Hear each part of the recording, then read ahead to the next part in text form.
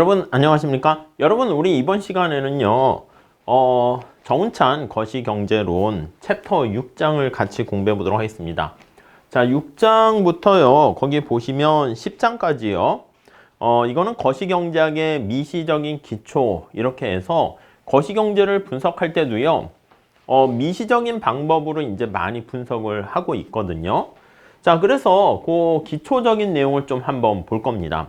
자, 그래서 먼저 여기에 해당하는 소비와 저축에 대해서 먼저 6장에서 살펴볼 것이고요. 소비하지 않으면 저축을 하게 되겠죠. 그리고 7장에서는 소비와 여가 그리고 노동 공급에 대해서 살펴볼 거예요. 그리고 노동 공급에 대해서 살펴보면 챕터 8장에서는 이게 이제 근로자, 노동자의 선택이 되는 것이고 이게 이제 기업의 선택 아니겠습니까? 그래서 기업이 노동을 수요하거나 아니면 자본에 대한 수요를 우리가 투자라고 얘기할 거예요. 자, 그래서 이런 것들을 다 아우르는 측면에서 실물 부분의 일반 균형에 대해서 살펴보게 될 겁니다. 자, 그리고 챕터 10장에서는 화폐와 물가 수준 이렇게 해가지고요 미시경제학적인 접근 방법에 대해서 우리가 살펴보도록 할게요. 자, 다음 페이지 우리 교재를 한번 보시면 인트로 측면에서 이런 얘기가 있습니다. 첫 번째 줄 볼게요. 우리는 대부분의 경제 행위나 의사결정, 선택을 할 때 이런 것들을 다 주어진 것이라고 이제 보통 가정하고 거시경제 얘기했습니다. 뭐 솔로 모형에서도 마찬가지고요. 그래서 소득을 생산을 통해서 소득을 얻게 되죠. 자, 그러면 소득의 일정 부분은 저축을 한다 이렇게 상정을 했어요. 그리고 일정 부분은 소비를 한다. 그리고 노동 공급은 항상 풀타임으로 다 일을 하고 고정돼 있다 이렇게 얘기를 합니다. 그리고 이제 한계 소비 성향이라는 MPC라든가 한계 저축 성향도 다 일정하다 이렇게 상정했습니다. 그리고 이제 노동 공급 같은 경우도 임금과 상관없이 비탄력적으로 이루어진다 이렇게 상정을 했어요. 자, 이게 이제 어떻게 보면 모형을 심플하게 설명하기 위한 하나의 방법이다 이렇게 볼 수가 있는데, 아시겠지만 1970년대 루카스라는 학자가 뭐라 그랬냐면 거시경제 관련된 여러 가지 변수들을 개수들을 우리가 추정을 할 때 그때 계량 모형을 이용해 가지고 추정을 하는데 어떤 정부의 정책이나 시간이 감에 따라서 여기서 얘기했던 일정하다 가정했던 것이 어떤 정책에 반응을 해서 변화할 수 있단 말입니다. 그러니까 무조건 고정돼 있다는 게 아니라 앞에 소비나 투자나 거기에 영향을 미치는 개수들이 경제 여건이라든가 정부의 정책 또는 환경에 따라서 변하지 않고 이렇게 안정적이어야 한다 이렇게 얘기를 하는데, 현실에서는 그렇지 않다는 거지. 정부의 정책에 대해서 정부의 조세나 정부 지출의 증가에 대해서 가계라든가 기업들이 거기에 대응을 합니다. 이해가 가시겠죠? 자, 그렇기 때문에 가계는 효용을 극대화하고 기업은 이윤을 극대화하는 이런 선택을 하게 된다는 것이죠. 자, 그렇기 때문에 가게들은 이러한 변화에 대해서 어떻게 대응하는가에 따라서 앞에서 얘기했던 개수가 일정하다 상정하고 우리가 어떤 계량 모형을 추정하게 되면 안 맞는 거야. 그때 생각했던, 지금은 아닌데. 그렇기 때문에 우리가 시간이 감에 따라서 거시경제 효과를 분석할 때는 여기 나와 있는 것들 그대로 고정돼 있다 상정하면 안 되겠다는 것입니다. 이렇게 얘기하는 걸 바로 우리가 루카스 크리틱 비판이다 이렇게 얘기합니다. 자, 그래서 가게나 기업들도 개별 경제 주체들도 불확실성 하에서 합리적인 기대를 통해 가지고 대응하기 때문에 그런 점들까지 고려를 해야 된다 이렇게 보시면 되겠습니다. 우리는 거시경제를 분석하니까 대한민국 경제 전체에 엄청나게 많은 가게와 기업들이 있을 텐데 이러한 가게나 기업은 다 동질적이라고 상정하고 얘기를 진행한단 말이에요. 근데 현실에선 다 다르잖아. 근데 우리가 심플하게 얘기할 때는 동질적인 가계, 호모지니어스하고 다 똑같기 때문에 대표적 개인을 끄집어내는 것처럼 대표적인 가계, 대표적인 기업 이렇게 해서 분석을 하게 됩니다. 뭐 그렇게 해도 충분하게 우선은 분석을 할 수 있죠. 자, 그렇지만 그러한 대표적인 가계라든가 대표적인 기업들이 자, 다음 페이지가 보시면 첫 번째 줄 볼게요. 가계와 기업의 어떤 동질성 이외에도 제3편 전체에 걸쳐서 또 하나의 가정을 할 건데 가격의 신축성 또는 유연성에 대한 것입니다. 우리가 뒤로 가면 갈수록 가격에 대해서 신축적이냐, 유연성이 있느냐, 아니면 신축적이지 않고 경직돼 있는가, 그거에 따라서 우리가 이제 뭐 케인즈학파, 고전학파 이렇게 나눠지게 되죠. 자, 근데 기본적으로는 자, 거기 두 번째 단락 보시면 고전적 이분성을 가지고 우선은 얘기할 겁니다. 자, 그거는 신축적인 가격 조정 하에서 성립하게 되는 것이고 고전적 이분성이라는 것은 실물 부분의 변수와 명목 부분의 변수가 이분적 나눠져 있다는 거야. 그래서 거기 두 번째 줄 보시면 통화량과 같은 명목 변수랑 생산량과 소비와 같은 실질적인 변수는 서로 무관하게 결정된다. 이렇게 얘기를 진행할 겁니다. 자, 그런 내용을 좀 인트로로 좀 살짝 봐주시고 그리고 추가적으로 다이나믹한 동태적인, 동학적인 분석을 조금 시도하려고 합니다. 자, 이거 동영상하고 비슷하게 우리가 정학적인 분석이 아니라 시간이라는 게 들어갑니다. 시간의 흐름에 따라서 경제 전체에 어떤 변화에 초점을 두고 분석을 하겠다라고 생각하시면 되겠고요. 자, 시간이라는 게 들어갔는데 우리가 이걸 분석할 때 N기에 무한히 많은 시간 이렇게 다 할 필요 없이 우리는 현재와 미래 1기와 2기, 2기간만 있으면 충분합니다. 그래서 시점 간 자원 배분 측면에서 얘기를 진행할 거다라고 보시면 되겠습니다. 자, 그래서 우리가 이걸 기반으로 해서 먼저 챕터 6장에서는 거시경제학에 대한 미시적인 분석이라고 말씀드렸죠. 가계의 소비라든가 저축이라든가 이런 거에 대해서 우리가 살펴보게 될 것이고요. 7장에서는 가계의 여가라든가 여가하지 않게 되면 그게 일을 해서 노동을 한다 이렇게 보시면 되겠습니다. 8장에서는 이제 가계가 아니라 주체가 기업으로 바뀝니다. 그래서 기업으로 바뀌게 되면서 생산에 필요한 노동과 그리고 자본을 어떻게 기업이 수요하는가, 그래서 최적 수요 그걸 살펴보게 될 겁니다. 자본을 수요하는 게, 자본재를 증가시키는 게 바로 투자다 이렇게 볼 수 있겠죠. 그래서 투자의 최적 선택 이런 거에 대해서 살펴보게 됩니다.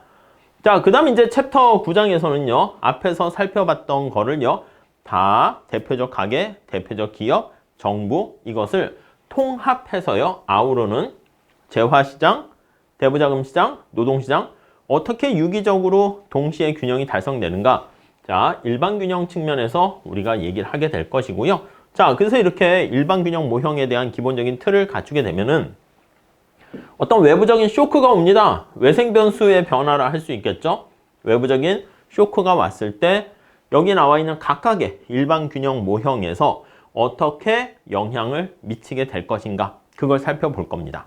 자, 그리고 이제 챕터 9장까지만 해도요 여기 화폐가 없는 그런 상황을 상정할 건데 우리가 이제 거시경제학에서는 고전적 이분성 그거와는 달리 화폐라는 게 굉장히 중요한 영향을 미치게 됩니다. 그래서 교환의 매개로서 지급수단으로서 화폐에 대한 수요 그리고 화폐로 표시하는 여러 가지 물가 수준, 다른 명목 변수들이 어떻게 결정되는가 그거에 대해서 살펴볼 거다라고 보시면 되겠습니다.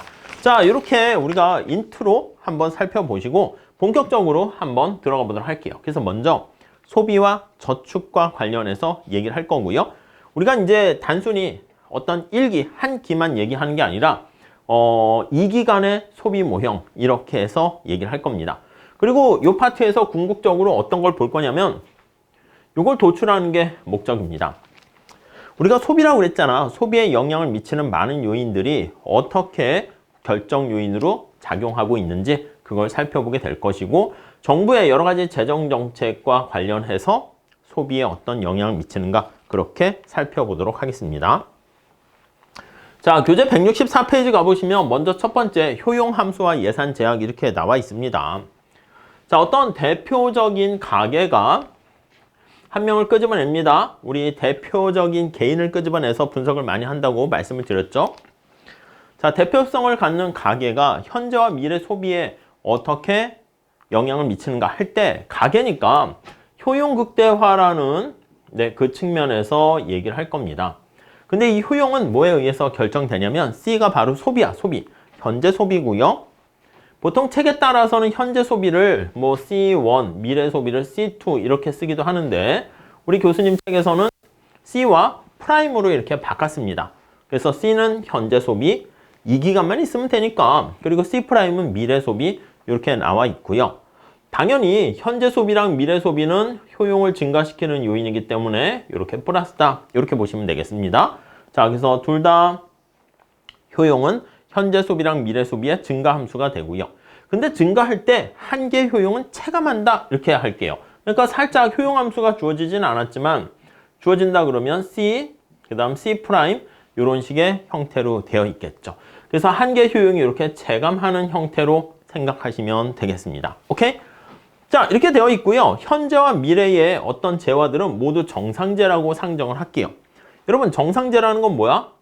이거랑 달라요. 이거 재화라는 것은 한계 효용이 0보다 크다는 얘기를 나타내는 것이고, 정상재라는 것은 우리가 소득이 증가 시, 소득이 변화했다라는 그 충격이 있는 거야.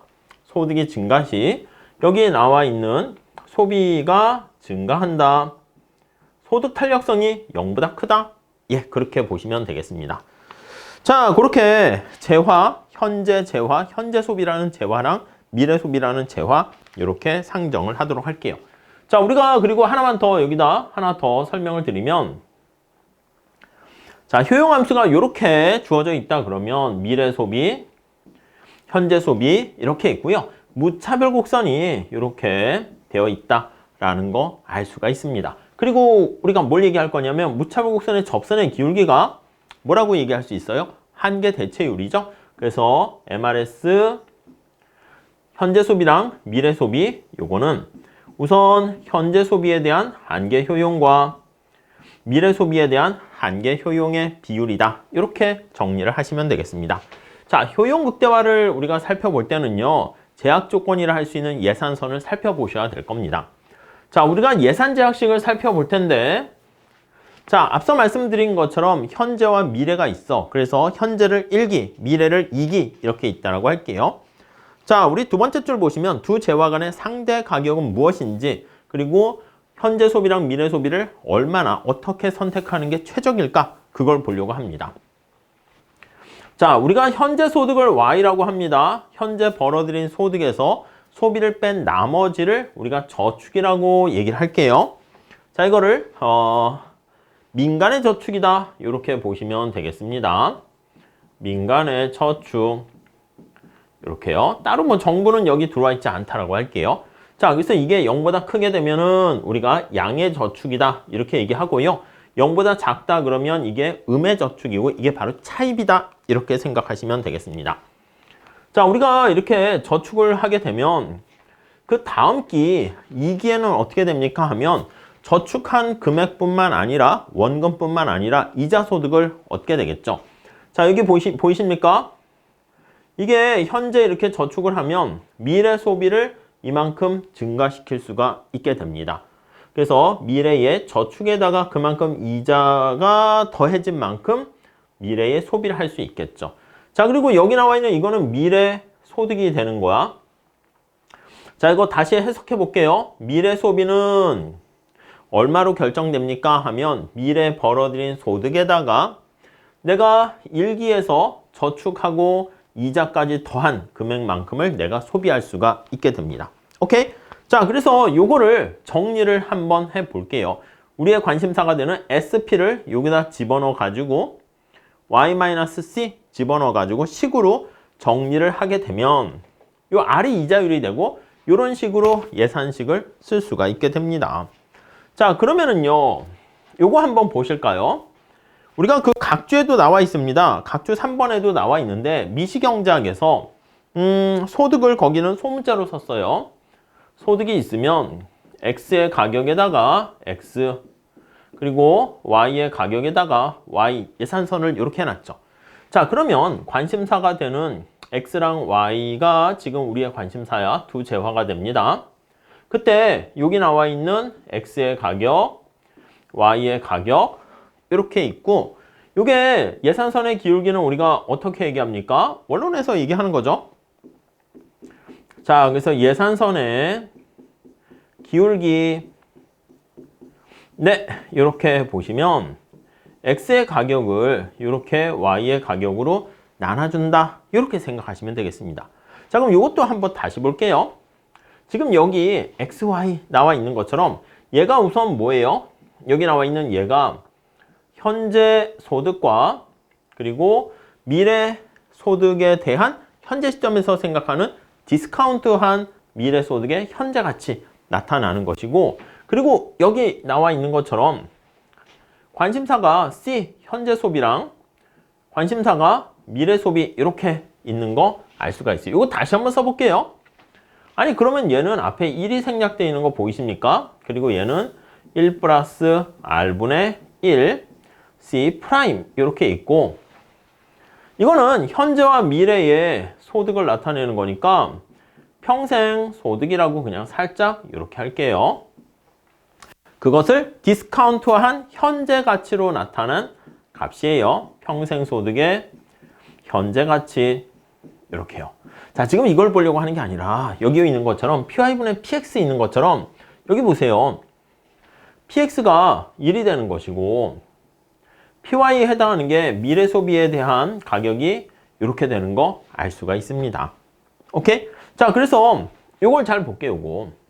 얘가 뭡니까? 라고 하면요. 1기 재화 단위로 표시한 2기 단위 재화의 가격 이렇게 나와 있는데 이거에 비춰보면 이렇게 쓰시면 더 좋겠습니다. 미래 소비가 지금 PY가 이렇게 있으니까 미래 소비가 1 플러스 R분의 1이야. 미래 소비의 가격. 그래서 다시 정리하면 미래 소비의 가격 분의 현재 소비의 가격. 이해 가십니까? 예, 그러니까 뭐 책에는 별로 좋진 않습니다. 요거 1 플러스 R분의 1 이렇게 돼 있는 거. 요게 좀 더 좋은 의미로 보시면 되겠어요. 그럼 이걸 다시 정리하게 되면 뭐 마이너스는 빼버리고요. 얘가 정리하면 1 플러스 R 이렇게 되겠죠. 그래서 우리는 요거에 좀 더 초점을 맞춰서 볼 거예요. 자, 요거 PY분의 PX 나타낸 거잖아. 그래서 X제 가격이 있는 것처럼 요거는 바로 뭐냐면 현재 소비 1기의 가격이다 라고 보시면 되겠습니다. 현재 소비의 1기야 1기 소비의 가격입니다. 가격. 기준이 뭐다? 미래 소비로 나타낸 이 뜻이야. 그래서 2기 재화의 소비죠. 재화가 재화의 가격으로 나타낸 표시한 1기가 바로 뭐라고? 1기가 현재 소비의 가격, 제1기의 가격 이렇게 보시면 되겠습니다. 오케이? 네, 그렇게 정리하시면 되겠네요. 자, 그래서 여기 나와 있는 것처럼 이 기울기의 의미를 좀 잘 보시고 책에서는 1 플러스 R분의 1 이렇게 표현되어 있는 것도 뒤집어서 한번 생각해 보시면 되겠습니다. 자, 결국 여기서 우리가 끄집어내려고 하는 건 뭐냐면 우리 책에 설명이 쭉 나와 있고 밑에서 세 번째 줄 볼까요? 높은 이자율은 R이 올라간다 라고 해볼게요. R이 올라가면 우선 첫 번째는 여기 한번 잘 보세요. 이 미래 소비의 가격이라고 말씀드렸죠. 그럼 미래 소비의 가격이 싸진다 이렇게 보시면 돼요. 그래서 거기 보시면 높은 이자율은 현재 재화가 미래 재화에 비해서 비싸진다. 이해 가십니까? R이 올라가면 1 플러스 R분의 1은 얘가 올라가니까 내려가고요. 근데 그거보다 이게 현재 소비의 가격이라고 그냥 바로 보시면 되죠. 그래서 1 플러스 R은 올라갑니다. 왜요? 현재 소비의 가격이 왜 비싸져요? 아니 여러분 생각해봐. 우리 기회비용 측면에서 살펴보는 거죠. 이자율이 올라가게 되면 이자율이 상승하면 아니 내가 미래 소비를 위해서 현재 소비하지 않고 저축을 하게 되면 이렇게 더 높은 수익을 얻게 되는 거 아니겠습니까? 그래서 저축을 했을 때 현재 소비를 줄이고 저축 시 높은 이자 소득을 포기해야 됩니다. 포기. 그래서 여기 그냥 단순히 이자 소득이 아니라 높아진 이자 소득을 포기하는 거야. 그러니까 내가 만약에 저축을 하지 않고 현재 소비를 하게 되면 이만큼의 저축과 관련한 이자 소득을 포기하는 것이기 때문에 현재 소비의 가격이 비싸진다라는 것을 잘 체크하시면 되겠습니다. 정리하면 제1기 소비의 가격이 요게 상승한다라고 보시면 되겠습니다. 오케이? 이해 가시겠죠? 그 느낌을 좀 가져가세요. 자, 다시 밑에서 세 번째 줄. 자, 높은 이자율은 현재 재화가 미래 재화에 비해서 더 비싸졌다는 것을 의미하고 시장에서 사람들은 현재 재화를 얻는 대가로 많은 미래 재화를 제공할 의향이 있게 된다라는 것을 알 수가 있습니다. 오케이? 이해 가시죠? 자, 그래서 우리가 이 식에서 살펴보면 여기 있는 것처럼 이게 평생 소득의 현재 가치고 이건 현재 소비랑 미래 소비의 전체 나타낸 평생 소비의 현재 가치가 된다라는 것을 알 수가 있겠습니다. 이 둘은 항상 같게 된다는 거 확인할 수 있겠죠. 자, 우리가 앞서 나타낸 그 예산선을요, 이렇게 그래프에 한번 그려보면 이렇게 되겠습니다. 자, 앞에 잠깐 책으로 가서 보도록 할게요. 165페이지 6-3 별표 하시고 직관적으로 이해를 한번 해보시죠. 자, 내가 평생 전체 소득이 여기 평생 소득이라 할게. 평생 소득, 소득의 어떤 가치와 여기는 전체 평생 소비야. 평생 소비. 요 가치가 같아져야 되는 것이지. 자, 그러면 평생 소득의 가치는 어떻게 결정됩니까? 하면 내가 지금 버는 소득 그대로 쓸 수가 있고요. 미래 버는 소득은 어떻게 합니까? 할인받아야지. 디스카운트 해야지. 그러니까 Y 프라임 이거는 1 플러스 R로 나눠주고요. 마찬가지입니다. 소비 얘기할 때도 현재 소비는 그냥 당장 할 수 있는 것이고 미래 소비는 여러분 현재 100만 원 소비하는 거랑 미래 100만 원 소비하는 거랑 미래 소비는 효용 자체가 떨어지는 느낌으로 보시면 돼요. 그래서 역시 프라임 해서 1 플러스 R로 이렇게 디스카운트를 해줘야 됩니다. 자, 그러면 여기 칠판에 그림을 그리는데 현재 소비와 미래 소비 평면에 나타내고 있죠. C1으로 정리하셔야 됩니다. C1으로 정리합니다. C 프라임으로 이렇게. 자, 그러면 C 프라임은 C가 전리 넘어가요. 지금 C가 이게 현재 소비야, 현재 소비. 현재 소비랑 미래 소비의 평면에다가 지금 나타내려고 하는데 자, 그러면 얘가 전리 넘어가니까 마이너스부터 넘어가는데 1 플러스 R을 곱해요. 마이너스 1 플러스 R에다가 오케이? 그 다음 1 플러스 R을 곱해주는 거야. 그러면 1 플러스 R에다가 Y 더하기 Y 프라임 이렇게 됩니다. 자, 그러면 우리가 여기 나와 있는 이거 값 있잖아. 요거 값. 요거 값. 요게 여기 나와 있는 수직축 절편 아니겠습니까? 오케이? 이해되시죠? 자, 수평축 절편은 어떻게 되겠습니까? 우선 직관적으로 한번 생각해 볼게요. 내가 현재 다 소비를 땡겨 쓰고 나는 미래에는 그냥 소비 안 하겠다 이렇게 해볼게요. 그러면 현재 버는 소득만큼 내가 다 쓸 수 있죠. 그래서 Y가 되는 것이고 그 다음에 미래 버는 소득 있잖아. 미래 예상되는 소득. 그러니까 이 식에다 그냥 C'에다 0을 넣으면 이렇게 나오는 건 알겠는데 의미를 좀 파악을 해보세요. 그러니까 이거는 현재 소득에다가 내가 미래 벌 소득을 디스카운트 해가지고 할인받은 소득. 이게 최대한 X축에 나타나는 현재 소비의 극대치가 되고요. 미래 소비의 극대치는 이해 가시죠? 내가 현재 소득이 이만큼 있었는데 이거를요 하나도 소비 안 하고 만약에 다 은행에 저축을 한 거야. 그러면 여기 원래 초기 부전점이 있는데 이만큼 내가 소비를 안 하고 대신 미래 내가 소비할 수 있는 최대한의 소비치는 미래 소득에다가 현재 소비를 저축해서 얻은 금액만큼 내가 미래 소비를 최대한 할 수 있습니다. 자, 여기서 우리가 이렇게 예산 제약선을 찾을 수 있고요. 그래서 초기 부전점은 내가 현재 Y만큼 소득을 벌고 Y'만큼 소득 번다 그러면 여기가 인다우먼트 해서 초기 부전점 이렇게 정리를 하시면 되겠습니다.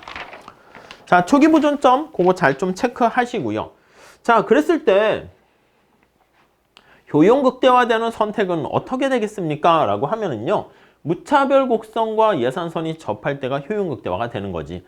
자, 그래서 초기 부전점이 여기 있어. 그래서 여기 보시면 내가 만약에 100만 원을 벌었다 할게요. 근데 현재 효용 극대화가 되는 C0라고 썼습니다. 이게 만약에 80만 원이라 할게. 그 이 차이가 뭐야? 내가 번 소득 100만 원에서 80만 원 소비하고 남은 거. 그게 저축이야. 요 차이가 바로 저축이다. 이렇게 보시면 되겠습니다. 오케이? 자, 그러면 우리가 이렇게 생각할 수 있어요. 내가 부전점이 있는데 소비를 100만 원 다 하지 않고 80만 원만 하면 이만큼이 저축 금액이야. 20만 원 아니겠습니까? 이게 SP라고 했고 그 다음에 이걸 미래로 이연시키면 이자율만큼 이자만큼 이렇게 더 받아서 올라가요. 이 크기는 어떻게 돼? 이 크기는 이 크기는 SP에다가 원금에다가 이자만큼 얻게 되는 거니까 이걸 다시 쓰면 1 플러스 R에다가 SP 우리가 첫 슬라이드에서 나타낸 그 저축과 관련한 뭐씩 생각하시면 되겠습니다. 그러면 내가 미래의 소비가 더 많이 증가할 수 있죠. 그러니까 이 사람은 어떤 그림이 됩니까? 라고 하면 이 사람은 저축자 그림이다. 이렇게 정리를 할 수가 있습니다. 여러분 만약에 차입자 그림 그릴 수 있겠어요? 자, 요거는 지금 우리가 저축자인 경우 이렇게 됩니다. 저축자인 케이스. 이게 저축자가 어떻게 저축자인지 알 수 있습니까? 라고 하면 여기 SP가 0보다 큰 양의 저축자가 되고요. 내가 버는 소득보다 C0가 훨씬 더 작은 거야. 이러면 저축자가 되겠지. 차입자가 되면 어떻게 될까요? 두 번째 만약에 차입자가 되면 차입자인 경우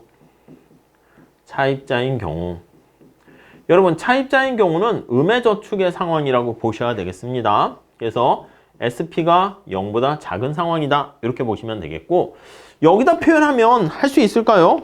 효용 극대화 모형이 쭉 나와 있는데 우리가 168페이지에 가보시면 차입자인 경우 한번 그려보기 바란다. 어디에 위치해야 되냐면 차입자는 여기에 위치해야 돼. 여기에. 무차별 곡선이.